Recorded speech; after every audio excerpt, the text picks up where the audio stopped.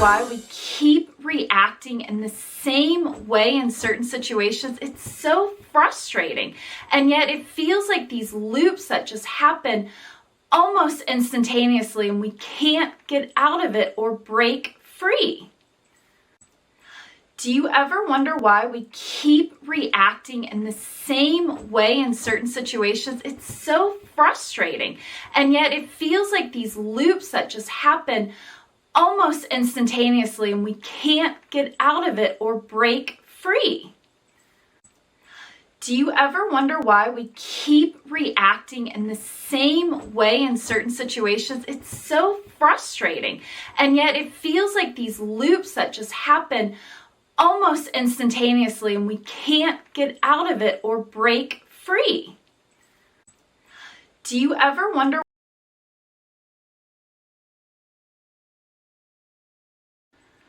I'm Jennifer Evans with Empowering Wellness Counseling Solutions, and today we are talking about response versus reaction. And in the implicit brain, we are finding this week that 95% of our decisions is coming from an implicit place. That means there's no recall. There's no recall on why we are making the decisions that we are making. I'm Jennifer Evans with Empowering Wellness Counseling Solutions, and today we are talking about response versus reaction. And in the implicit brain, we are finding this week that 95%.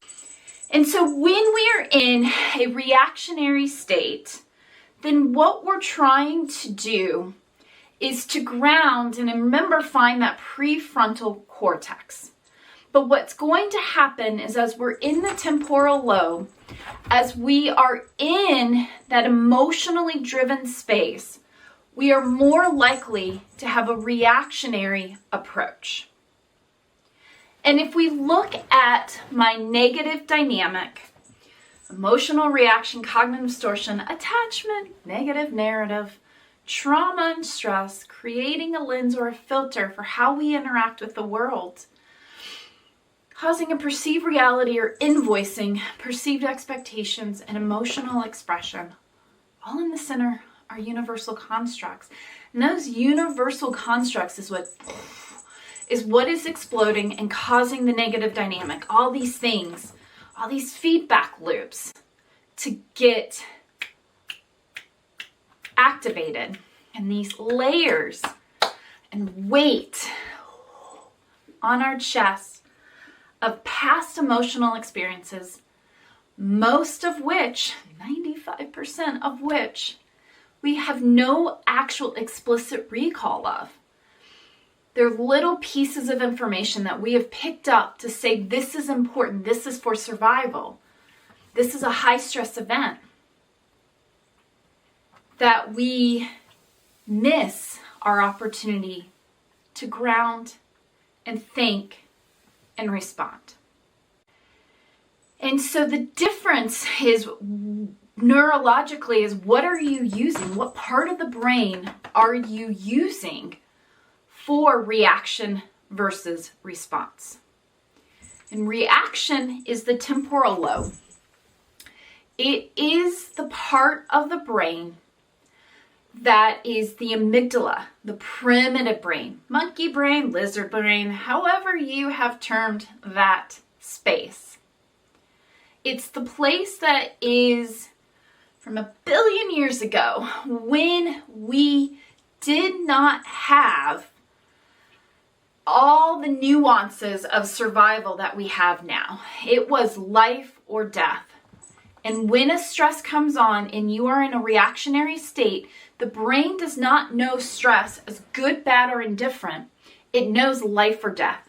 So when I say dichotomous statements, or I'm like, don't say dichotomous statements, and I'm saying whenever you have a dichotomous statement, you're in an anxious place, you're in the amygdala. You're in a life or death place.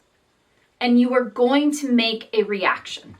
So you may not know why or what implicit messaging is causing and what that reaction may be, but you do know that you're in a reactionary place. And so when you know those key ideas of when you're in a reactionary place, then you can act accordingly. Take that groundful mindfulness. Grounding and mindfulness will take you everywhere. You must be in a grounded, non-judgmental, present state to be well and make response decisions. And when we are in a grounded, mindful, present state without judgment and radical acceptance, preferably with some pivot points of growth mindset, and man, wouldn't it be great if we had some self-compassion? We're really doing ample for ourselves and our health and wellness. We are going to be in the prefrontal cortex, the executive function, and we're going to make action-oriented responses. Reaction, survival. Fight, flight, freeze. Response, take in all of the information. Look at the whole picture. Find your return on investment. Prefrontal cortex. When people say that they have ADHD, because TikTok will tell you everybody has ADHD, go get Adderall, get on amphetamines, you'll perform. You're really messing up your body. And the likelihood of you actually having clinical ADHD versus a chemical firing pattern because of high stress events and limiting your access to your prefrontal cortex and therefore your executive response function, and overly relying on your primitive brain and reactionary tendencies is a lot higher. Remember that the symptoms of ADHD span across all diagnoses. That lack of focus, that memory problem, the easily distracted, right? Can't carry out a task. Congratulations, that's everybody who is stressed out. That's everybody who is PTSD. That's everybody who's depressed. That's everybody who is anxious. Because you're coming in and using a primitive brain that is not needed in this day and age. And yet we're relying on it.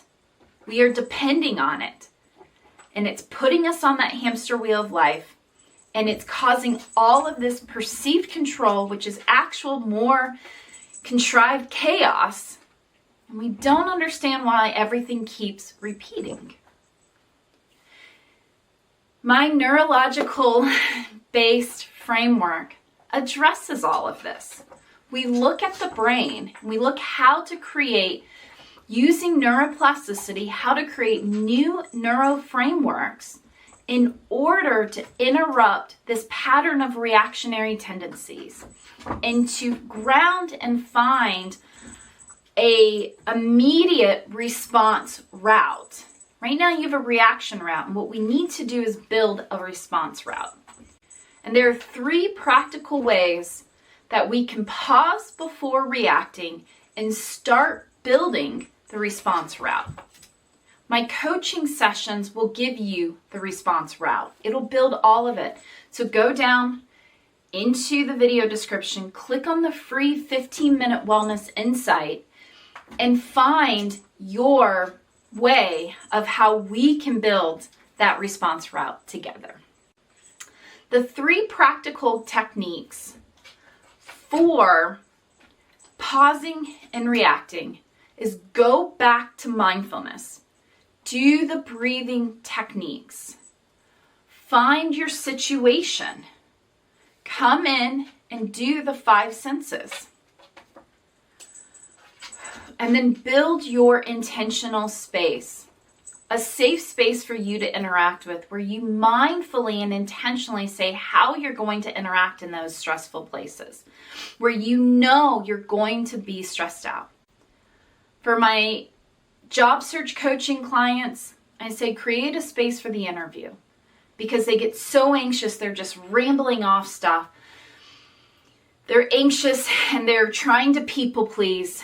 They're anxious and they're underselling themselves. They're getting into those 4 barriers of trauma. And so when we can create that room and we can say, only put in that room what serves you. And every time you go into the door of that room, think about what you're bringing into the room and think very clearly of what you're letting go of. And that act significantly changes how they're able to be present, how they're able to now hear interview questions and respond accordingly, instead of just being in this panic reaction route where they're like, here's everything I've ever known about this topic. They can actually contrive a very logical response. And so how do we daily kind of create a practice that will give us this response mindset? Like I said, I have a lot of activities in solution-focused activities and things that I do so that I can have remission rates of 1 to 3 sessions. And 1 to 3 sessions with me, you're going to see a significant change in how you interact with life and how you feel about yourself. And because of that, there's a lot of things that are going to rewire that brain for a response neuro network. And so for you today, to get you excited about joining one of the coaching programs, a simple daily practice is finding those atomic habits and doing those productive and self-care tasks. Breaking your day into intentions of, is this productive or is this self-care? And what that'll immediately do is implicitly find return on investment. I've done 3 productives. I think I'm ready for a self-care. I need to do 1 thing for myself. And what we realize is it's not running the marathon. Sometimes it's as little as walking around your couch. Sometimes it's drinking a glass of water. These small, intentional experiences empower us and allow us to find balance in life. And that is how we're going to find out later this week. So subscribe and stay tuned of how to get past this 13 to the power of 3 over 2,200 feedback loops that is holding us in our trauma and preventing us from being successful. I am Jennifer Evans with Empowering Wellness Counseling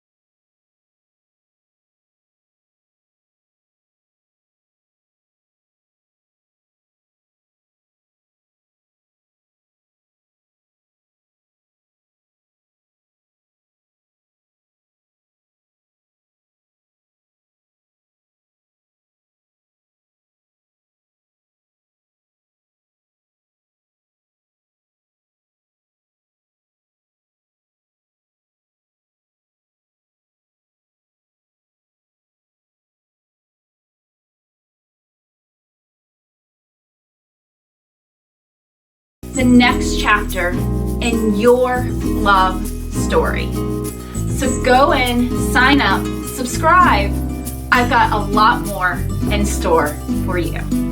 So go in, sign up, subscribe.